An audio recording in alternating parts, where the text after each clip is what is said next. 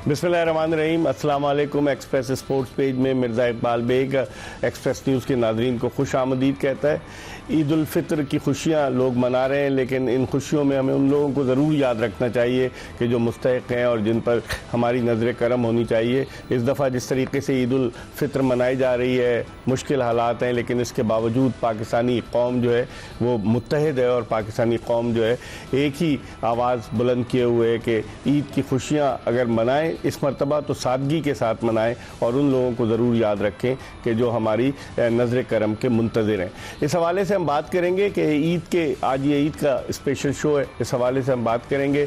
और आज हमने पाकिस्तान के दो ऐसे स्टॉलवर्ड्स को बुलाया हॉकी के कि जिनको हॉकी छोड़े हुए एक अरसा गुजर गया है, लेकिन लोग अब भी उन्हें जानते हैं, अब भी पहचानते हैं और इनका नाम अगर लिया जाए तो फ़ौरन लोगों के जहन में आता है। और दोनों ही विंगर्स थे।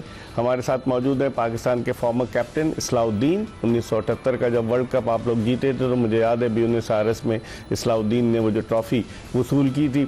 और इस्लाउद्दीन जो है आजकल पाकिस्तान हॉकी फेडरेशन के साथ भी इनको जिम्मेदारियां सौंपी गई हैं, इस पर भी थोड़ी सी बात करेंगे एंड में, लेकिन ईद के हवाले से हम बात करेंगे। और इस्लाउद्दीन के साथ मौजूद है फ्लाइंग हॉर्स समीउल्लाह। समीउल्लाह का नाम भी किसी तारुफ का मोहताज नहीं।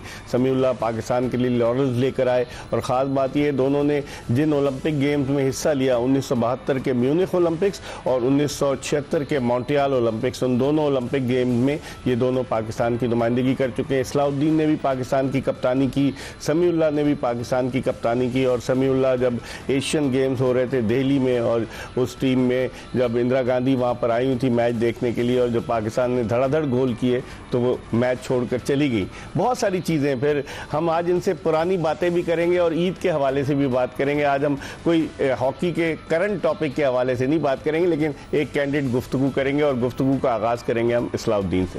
अस्सलाम वालेकुम। वालेकुम ईद मुबारक आपको भी ईद मुबारक, देखने और सुनने वालों को भी ईद मुबारक। बहुत शुक्रिया। ये बताएं इस्लाम भाई कि अब तो खैर ईद ऐसे मौके पर आई है कि लोग जो है बड़ी मुश्किल से दो चार हैं, महंगाई बढ़ चुकी है, बहुत सारे हालात तब्दील हो गए। ईद आप लोग जब खेलते थे तो उस वक्त हालात मुख्तलिफ थे। 70s की बात करूं मैं, 80s की बात करूं, कैसे मनाया करते थे? जब टीम के साथ जाते थे ईद अगर आ जाती थी तो किस तरीके से मनाते? सबसे पहली बात तो ये कि मिर्ज़ा जो पाकिस्तान है आजकल वो हालात जंग में है, हमारे पड़ोसी ममालिक के साथ भी मसरूफ़ है और इस खत्ते में भी, इस रीजन में भी जो कुछ हो रहा है वो अच्छा नहीं हो रहा है, क्योंकि जंग जो है किसी भी मसले का हल नहीं है। सही।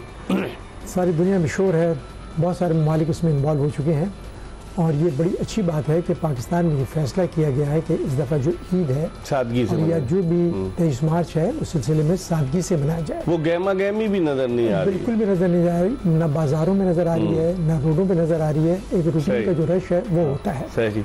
आपने बात की ईद की, तो ईद जब कभी भी हम हॉकी टीम के साथ बहुत दफ़ा ऐसा हुआ है, मैं और समी बाहर होते थे, मिलते थे, तो हमारे कई दफ़ा ऐसा हुआ है। जैसे मुझे याद है कीनिया में एक दफ़ा हमने ईद बाहर मनाई थी, एक दफ़ा इंग्लैंड में मनाई, इसके खिलाफ एक दफ़ा बकरीद हमने बाहर मनाई। तो जब कभी भी होता था उस दिन भी हमारा मैच हुआ है, ईद के दिन भी, तो हम ये करते थे कि सुबह पूरी टीम बस भर के और मस्जिद जाती थी और नमाज के लिए जाती थी। कहीं भी वो मस्जिद मिल जाती थी, दुनिया के हर मुल्क में मस्जिदें थी, वहाँ जाते थे, वहाँ आते थे, एक दूसरे के गले मिलते थे, मुबारकबाद देते थे और कुछ न कुछ टीम ऑफिशियल्स ने इंतजाम किया हुआ होता था, या जो हमारे लोकल्स होते थे वो भी अपने घरों में बुला लेते थे। लेकिन जिस दिन मैच होता था उस दिन तो नहीं जाते थे। तो हॉकी के लोकल्स पंटर्स होते थे, जैसे क्रिकेट के बहुत सारे पंटर्स हैं, बहुत शौकीन, बहुत शौकीन। वो उसने आपसे लफ्ज़ इस्तेमाल किया कि कोई भी लोग अगर मिल जाते थे ना तो एक दूसरे खिलाड़ी जो है ना आपस में एक दूसरे को कहते थे वो ये तुम्हारा पंटर है, वो पंटर वो प्यार से कहते थे। परफॉर्में भी ऐसी थी ना कि आप लोगों को लोग हाथों हाथ लेते थे और कीनिया में तो मैं आपको बताऊं कि कीनिया में तो ये होता था कि जब टीम जाती थी, मैं पहली दफ़ा 68 में गया, 67 में टीम में आया, 68 कीनिया, तो वहाँ पर जो खिलाड़ी हैं वो घरों में ठहरते थे, होटलों में नहीं ठहरते थे।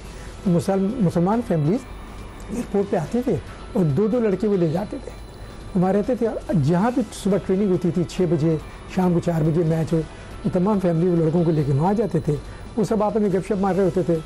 और मैंने एशियंस में कीनिया के अंदर इतना वेल ऑफ मुसलमानों को देखा है उतना शायद कभी ना देखा हो। 60s की मैं बात कर रहा हूँ। और दूसरे 56 साल, 58 साल पुरानी। सिख भी बहुत वेल ऑफ थे। अच्छा। बहुत अच्छा माहौल होता था। सही। इंडिया की टीम बिल्कुल आप ऐसे समझे जैसे इंडिया की दूसरी टीम, उसमें ज़्यादा सिख होते थे, 9 से 10 लड़के से खेलते थे, तो एक बड़ा अच्छा होता था, हमें बड़ा टफ कंपटीशन मिलता था, खेलते थे। तो मैंने ये देखा है कि जितने भी ओवरसीज पाकिस्तानी होते थे, जब हम जिस मुल्क में गए हैं, बहुत उन्होंने पजीराई की, त्यौहार आया बहुत ज्यादा पजीराई की है और बहुत खुश होते थे। समी भाई, आप इस्लाम भाई के साथ ही खेले। इस्लाम भाई आपसे सीनियर है, आप 71 में आए, इस्लाम भाई 68 में आए, तो आप अंदाजा लगा लें 32 और 56 58 बरस पहले इस्लाम भाई आए पाकिस्तानी टीम में। तो आप किस तरीके से ईद कैसे मनाते थे आप लोग? सबसे पहले तो सबको ईद मुबारक जी। और जैसे इस्लाम ने कहा कि बड़ी सादगी से मनानी चाहिए, और हालात ने बिल्कुल इस किस्म के कर दिए यहाँ पे पाकिस्तान में कि वो लोग सादगी ही से मना रहे हैं। तो अल्लाह ताला खैरियत से गुजारे पाकिस्तान के लिए, बेहतर ईद हो और बाकी पाकिस्तानियों के लिए भी हो। जैसे इस्लाम बता रहे थे, तो वो जो पाकिस्तानी थे वो बेचारे खुद अरेंज करते थे कि 4 खिलाड़ियों को एक लेके जा रहा है, 6 खिलाड़ियों को एक लेके जा रहा है, और वो बाकायदा ईद नमाज पढ़ के तो फिर जहाँ होते थे वहाँ ड्रॉप करते थे और बाकायदा खाने का इंतज़ाम करते थे। और ये जैसे आपने कहा कि वो बेचारे डेडिकेटेड थे, डिवोटेड होते थे पाकिस्तानी, क्योंकि हॉकी उस वक्त नंबर 1 थी, हर जगह जीत रही थी। और फिर जो हमारे 1960 के लोग थे जो 64 में गए, 68 में गए, रोम ओलंपिक्स, वो सारे लोग जाते थे वहाँ, उनका बिहेवियर इतना अच्छा था वहाँ, तो वो लोग वेलकम करते थे।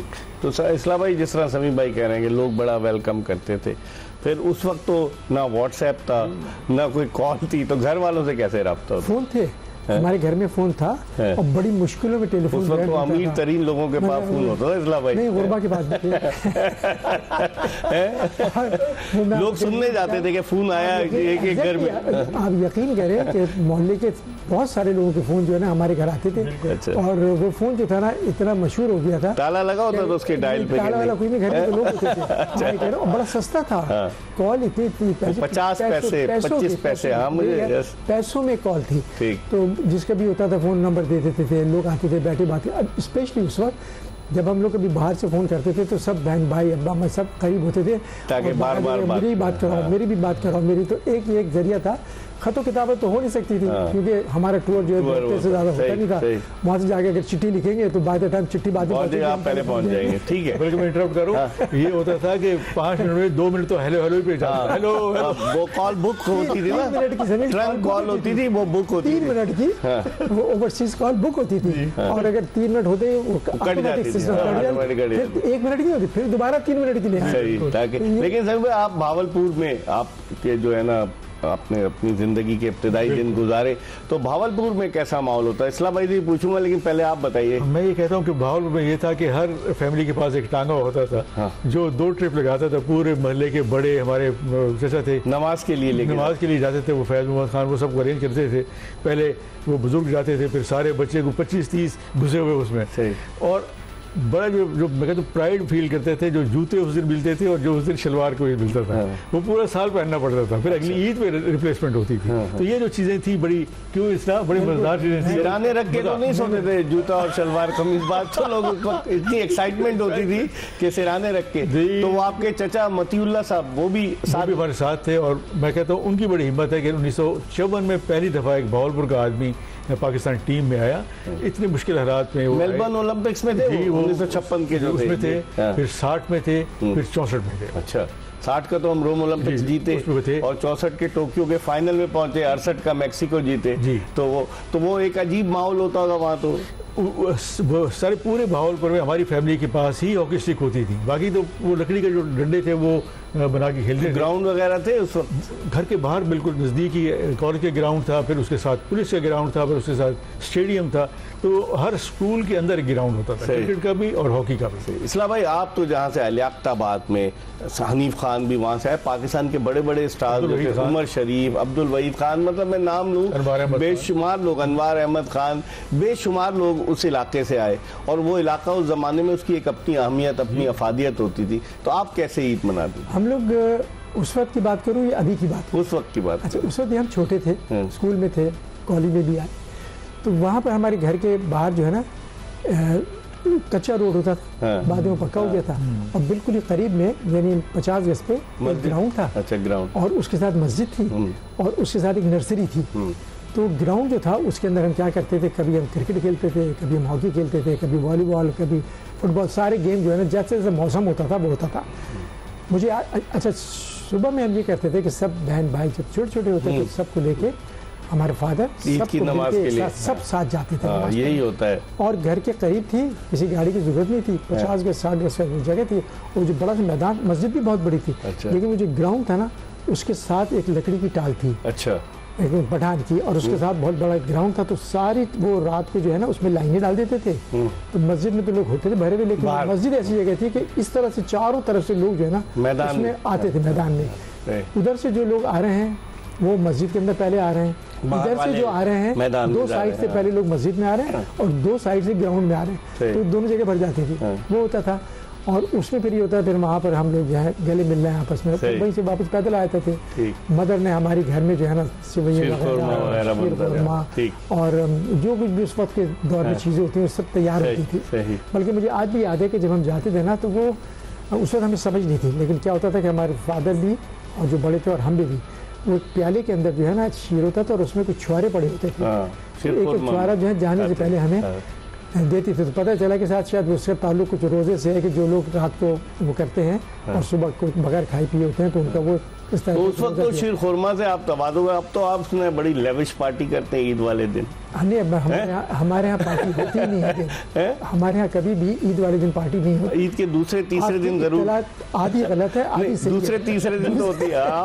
दूसरे दिन ये होता है, असल में ऐसा होता है कि पहले दिन जो है ना हम लोग सब जाते हैं अपने बड़े भाई के यहाँ, बहन के यहाँ, बच्चों के इनके हम लोग पहले दिन जाते हैं। दूसरे दिन क्या होता है, शाम में सारे लोग जो है वो हमारे घर आते हैं, तो उसमें चाय वगैरह का इंतजाम होता है। चाय के अंदर जितनी भी चीज़ें होती हैं चाय के साथ रख दी जाती हैं और एक टाइम होता है 2 से 3 घंटे का, आते जाएं खाते जाएं जाते हैं, क्योंकि इतना टाइम लोगों के पास नहीं होता कि वो तो उससे ये होता है मुलाकात भी होती है और लोगों को ज़रा अच्छा भी लगता है। एक चीज़ और मैं याद आ गई मुझे, मैं कहूँगा आप इतना अच्छा प्रोग्राम कर रहे हैं, इस खुशी के मौके पर जो है हमें अपने शहीदों को जो मुल्क के खातिर शहीद हुए उनको, उनकी फैमिलियों को और स्पेशल बच्चों को जरूर जाना चाहिए। मैं अक्सर ईदों पर जाते हैं, सुकून में जो है वो बुलाते थे जो यतीम बच्चे बेचारे हैं, तो उनको भी थोड़ा सा जाके उनके साथ घुल मिल के बैठने से उनका जो है ना उनकी आपको सियासत में आना चाहिए। इस्लाम भाई, आप जिस तरह से पब्लिक लिस्टिंग, आपके रख रखाव, माशाल्लाह, आपको तो सियासत में अगर आप आते तो ऐसे ऐसे लोग आ गए सियासत में। इस्लाम भाई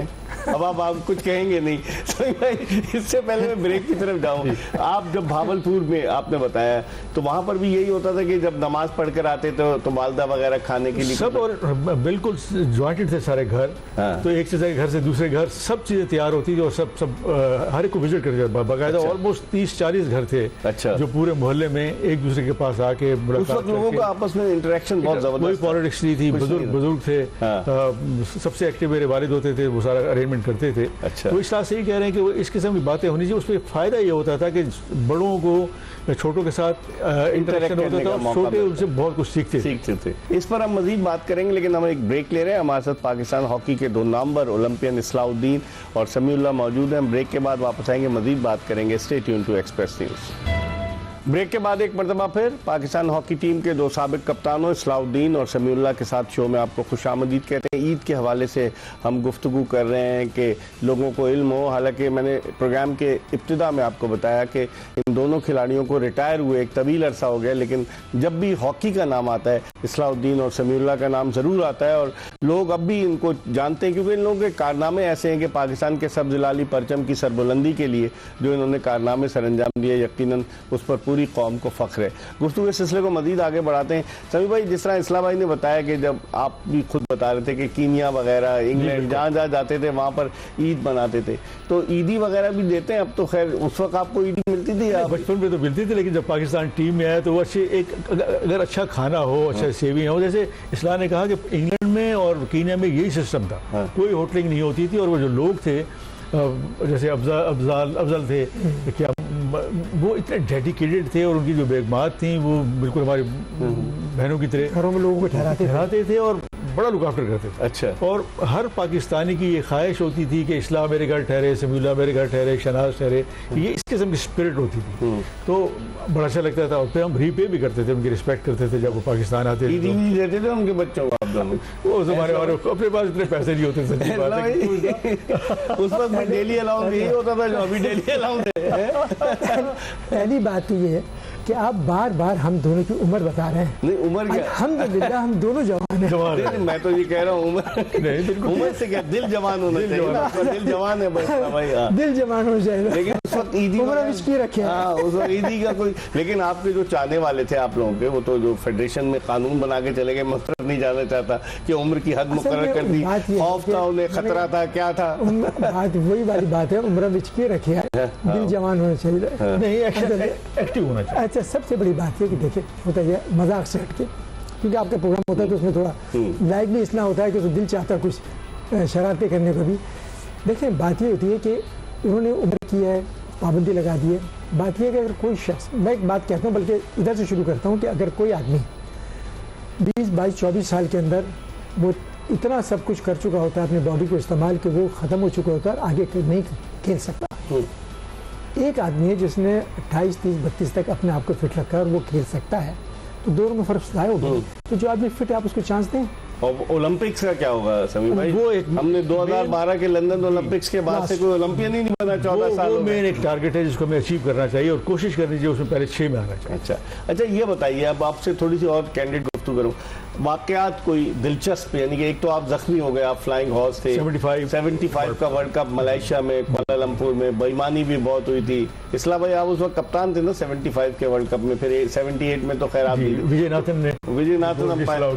वो मैं आज भी कहता हूँ, बल्कि मैंने अपने बुक में भी लिखा है ऑटोबायोग्राफी में कि वो गोल नहीं था, आज भी मैं कहता हूँ। और उस पर लोगों को मैंने बताया, हुआ ये था समी की कॉलर बोन टूट गई थी। वो कैसे जानबूझ के गिराया था उसने? मैं बताता हूँ आपको। समी ने, वो वीरेंद्र था राइट हाफ, छोटे से कद का था और समी का उसको कोई मैच ही नहीं था, मतलब रोक नहीं पाता था, नहीं रोक सकता, सवाल ही पैदा नहीं।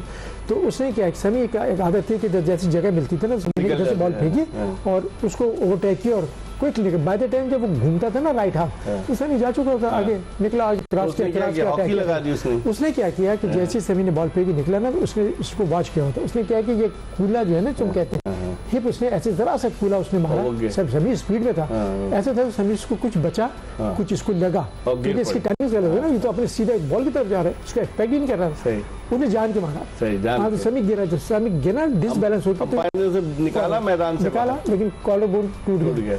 उसको तो निकालना क्या, फिर वापस अंदर आ गया, मगर हमारा प्लेयर जो था स्टार्ट, रिग्रेट तो होगा ना, आप उस वक्त बड़ी प्राइम फॉर्म में थे, भाई जब प्राइम फॉर्म में थे, और पाकिस्तान जो था बहुत अच्छा, हमारे साथ तशरीफ जूनियर जो थे वो भी जख्मी हो गए थे, एंकल था, वो तो गए ही नहीं थे टीम के साथ। शहनाज का कभी खेलता था कभी नहीं खेलता, उसका घुटना खराब हो गया। समी भाई मेन समी के साथ समी जब बाहर चला गया, अब हमारे पास सारे जो रिजर्व प्लेयर थे ना, मैं प्लेइंग बाकी रिजर्व, जिसमें सफदर अब्बास था, आजम था, इधर से मतलब जो हमारे रिजर्व प्लेयर जाहिद था, जाहिद बहुत अच्छा प्लेयर था, उसने गोल भी किया था, मेरे साथ ऐसा खेलता 10 मिनट में उसने गोल भी कर दिया था, गोल भी कर दिया था। तो रेगुलर टीम में, उसके बावजूद भी हम अच्छे थे। लेकिन हुआ ये, आपने कहा ना किस्सा सुनाए, तो किस्सा सुनाते हैं कि जैसे आप बैठे हुए हैं ना, आप गोल पोस्ट है, ये डी है पूरी, अब यहाँ से जो आदमी हिट मारेगा ना, तो वो गोल में जाएगी और या इस तख्ते पे जाएगी, कितनी ये 35 का है, 40 का एंगल ऐसा होगा ऐसा। लेकिन जब इधर से हिट मारेगा ना, तो ये जो आपको उल्टे वाला तख्ता है, इसमें नहीं जाएगी, किसी तरीके से नहीं जाएगी। तो वो उसने वो दे दिया था गोल, मुझे याद आ गया, अपने विजयनाथ उसने कहा कि ये अंदर से लगे। हुआ ये कि जब उसने अशोक कुमार ने ट्राई की ना, तो सलीम शेरवानी 4-5 गज ऊपर आया हुआ था, लंबा तड़ंगा, वंडरफुल प्लेयर।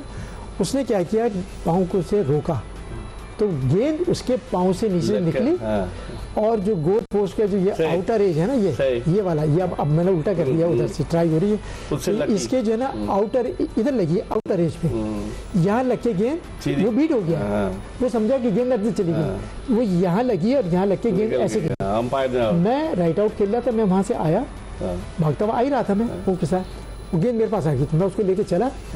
जैसे मैंने गेंद को लेके चला, तो अशोक कुमार भाग के विजयनाथन के पास गया, कि गोल हो गया, उसने कहा गोल हो गया, उसने बगैर सोचे समझे उसने विसल दे दी। तो मैं भाग के गया, मैंने कहा भाई ये गोल नहीं है, उसने कहा गोल है। तो मैं हमने खेल रो 80,000 लोग उसमें थे मर्तिका स्टेडियम में, और किंग जो था वो चीफ गेस्ट था, दाराशाह, और अंदर में था, अंदर हमारे कोच थे। मैंने कहा अनु भाई ये गोल नहीं है, कहले तुम जाओ, तो ड्रॉ ऑन द हम मैंने कहा नहीं मैं प्रोटेस्ट करूंगा, ठीक। मैं सिर्फ 2 लाइनें लिख के देता हूँ कि अभी से मेरी टीम अंडर प्रोटेस्ट के लिए, जब फैसला होगा उसके बाद ये वर्ल्ड कप दे दें, कम से कम मुझे करने तो दो। उन दोनों ने कहा हम बाहर बैठे हैं, हम करेंगे, तो बाद में नहीं किया सभी भाई। लेकिन अगर आप कथा कलामी होती इस्लाम भाई की, लेकिन आप उस वक्त जबरदस्त प्राइम फॉर्म में थे और हर कोई ये समझ रहा था कि पाकिस्तान जो है, क्योंकि 71 का वर्ल्ड कप हम जीते थे, फिर उसके बाद हम पे पाबंदी लग गई थी, एम्स्टरडेम का अगला वर्ल्ड कप हम नहीं खेले, ब्रॉन्ज आए, लड़के जो टॉप के प्लेयर्स थे वो नहीं खेले ओलंपिक्स की वजह 13, फिर उसके बाद हम जो थे इधर आए और यहाँ पर तो फिर सब लोग ये एक्सपेक्ट कर रहे थे। तो आप क्या समझते हैं कि उसके बाद इंटरव्यूज वगैरह आपके हुए और उस वक्त जो सूरत हाल थी पाकिस्तान में, तो हर आदमी टीवी के सामने बैठा, दिन का वक्त था, मुझे अच्छी तरह से याद है, तो उस वक्त क्या फीलिंग्स क्या थी? तो वहाँ के जो लोग थे, जो डेली मेल थी, मेले मेल थे, वो सारे के सारे एक्सपेक्ट कर रहे थे कि पाकिस्तान जीतेगा और मार्जिन से जीतेगा, क्योंकि हमने शायद उसको 5-0 यानी Olympic champion 5-0, European champion Spain 5-0, तो बेईमानी से बनी जर्मनी ओलंपिक चैंपियन। आप ये देखें कि इस मार्जिन, आप यकीन करें कि इंडियंस की जान निकली हुई थी और वो कहते थे बस ज्यादा गोल ना करना, एक गोल करना, मतलब ये हालत थी। सभी भाई फिर तो आप उसके बाद मैं उसके बाद फिर मुझे पता चला कि मैं अच्छा खेलता हूँ, फिर मुझे फ्लाइंग हॉर्स भी कहा जर्मन कोच ने, तो फिर उसके बाद आहिस्ता वहीं से आपको फ्लाइंग। लेकिन जैसे इस्लाह कह रहे हैं 1970 से लेके 1984 तक जो पाकिस्तान का इरा था, जो जबरदस्त, मैं कहता हूँ अनमैचेबल, और एशियन गेम जीते, उसमें वर्ल्ड कप जीते, उसमें सिवाय ओलंपिक्स के बाद में 84 में हम जीते ना आखिरी ओलंपिक। वो भी टीमें दोनों हमारी जीती हुई टीमें, उधर वहाँ पे 72 जर्मनी में मुझे याद है तो जो अर्जेंटीना का एम्पायर था, इधर विजयनाथन था, वो क्या बेईमानी थी, वो बेईमानी ये थी कि हम खेल रहे थे तो हमने शुरू में 10 मिनट के अंदर एक गोल कर दिया जर्मनी के खिलाफ। हुआ ये था कि राइट से ट्राई हुई, गोलकीपर ने रिबाउंड दिया, रिबाउंड पे गोल हो गया। रूल ये कहता था कि जब गोलकीपर से पैड से लेके गेंद वापस आएगी तो वो माइनस होगी, ठीक है, उस पर ऑफसाइड नहीं होगा। अंपायर ने उसको ऑफसाइड दे दिया, ऑफसाइड नहीं, रूल है, ठीक है ना। तो उसमें हम जोर में यार कर लेंगे गोल, कोई मसला ही नहीं, गोल कर लेंगे। दूसरा क्या हुआ, हमारा गोल दिया नहीं, उनका गोल जो था कि जब मैं पेनल्टी कॉर्नर पे दौड़ रहा था और 17 पेनल्टी कॉर्नर जो इंडिया के जो रुके थे ना, तो उन्होंने ये कहा कि अब पाकिस्तान के खिलाफ पेनल्टी कॉर्नर में गोल नहीं होगा, ठीक है। अच्छा, जब हमारे खिलाफ 8वां पेनल्टी कॉर्नर था, 7 में गोल नहीं हुए, तो उसने क्राउजे ने अंडर कट किया। अंडर कट ये होता है कि अगर गेंद नेट में जाएगी डायरेक्ट तो गोल नहीं होगा, वो तो तख्ते के ऊपर जब लगेगी तो गोल होगा। तो हमारा गोल जो था वो दिया नहीं और उनका गोल नहीं था, तो सबसे बड़ी बेईमानी ये थी। ठीक, इस पर हम मजीद बात करेंगे क्योंकि बहुत सारी चीजें, लेकिन वक्त कम है। इस्लाउद्दीन और समीउल्लाह हमारे साथ मौजूद है, हम एक ब्रेक ले रहे हैं और ब्रेक के बाद जब वापस आएंगे तो इस्लाउद्दीन से भी पूछेंगे और समी भाई से 82 के जो एशियन गेम्स थे उसके हवाले से, फिर हम वर्ल्ड कप भी जीते थे 82 का बॉम्बे वर्ल्ड कप, अख्तर रसूल कप्तान थे, उस पर भी बात करेंगे। कहीं जाएगा नहीं, स्टे ट्यून्ड टू एक्सप्रेस।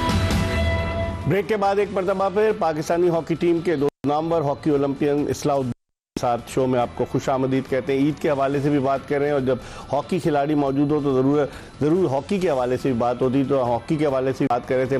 मादी के दरेचों में झांक रहे थे कि क्या हुआ था 75 के वर्ल्ड कप का। 78 का इस्लाम भाई मुख्तसरन बताएं, क्योंकि वो लोग कह रहे हैं कि आप आज इंडिविजुअल प्ले पे ज़्यादा तवज्जो दे रहे हैं। असल में मैं अपनी बारी पे खेलता नहीं, आप दूसरे की गेंद लेकर भी आ रहे हैं। हमारी अंडरस्टैंडिंग खेल में भी बहुत अच्छी थी, तो वो आपने इनको डोमिनेट कर दिया था। और अगर कभी भी अख्तर रसूल समी को 2 बॉल ज्यादा देते, मुझे एक कम दे, तो मेरी तो डांट पड़ती थी। आप खुद ही लेके गेंद भाग जाते थे। कभी मुझे ज्यादा दे दी तो समी उधर से कहता था, मतलब ये जज्बा होता था। हम कहते थे कि यार देखो, हम ये कहते थे कि हमें दो गेम, हमें दो, हम अटैक करेंगे। अभी कुछ खिलाड़ी ऐसे होते हमें ना देना, बचते हैं। तो उसमें जब आप मैच्योर हो जाते हैं और रिस्पॉन्सिबिलिटी फील करते हैं तो ये होता है बड़ा अच्छा। सबसे अच्छी बात ये थी कि हमने वर्ल्ड कप में हमने 35 गोल्स किए थे, 78 का ब्यूनस आयर्स में, और हमारे खिलाफ जो है 3 गोल स्कोर हुए थे। अनबीटन टीम थी, सबसे अच्छी बात। आपका एक फुल बैक भी तो आया था एहसानुल्लाह, उसने गोल मार दिया था। मैं उसकी पूरी बात बताऊंगा तो आपका प्रोग्राम खत्म हो। वही तो इसलिए कह रहा है इंडिविजुअल प्ले नहीं होना। हमारा एक और खास बात उसमें ये थी कि हमने हॉलैंड को 2 दफा एक टूर्नामेंट में जीते। पूल में हम जीते, टीम बड़ी तगड़ी, पूल में हम जीते 3-1 और फाइनल में जीते 3-2, और दोनों एक पूल की टीमें फाइनल में आई। अहम बात ये थी कि सेमीफाइनल में एक दिन पहले जर्मनी ने इंडिया को 7 गोल मारे थे। हम लोग आपस में रात को और फिर आपने जर्मनी को रात को नींद नहीं आई थी। अगले दिन हम खेलने गए, अल्लाह मालिक है, अल्लाह बड़ा बादशाह है। खिलाड़ी मेहनत बहुत करते, बड़े फिट थे खिलाड़ी। गए जनाब, वो मैच बड़ा जाते हैं इंटरवल तक 0-0, खेल ख़त्म हो गया 0-0, 0-0।